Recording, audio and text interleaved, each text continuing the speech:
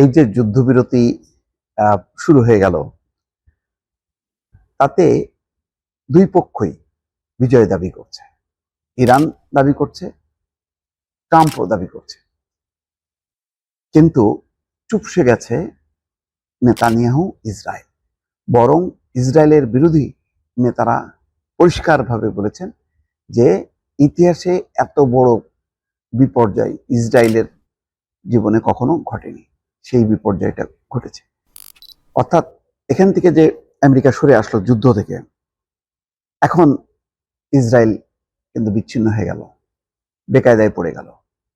এবং যেই যুদ্ধবিরতি, তাতে শুধু ইরান না, ইরান লেবাননের প্রোটেকশন চেয়েছে, হিজবুল্লাহ, হুতিদের প্রোটেকশন চেয়েছে, হামাসের প্রোটেকশন চেয়েছে।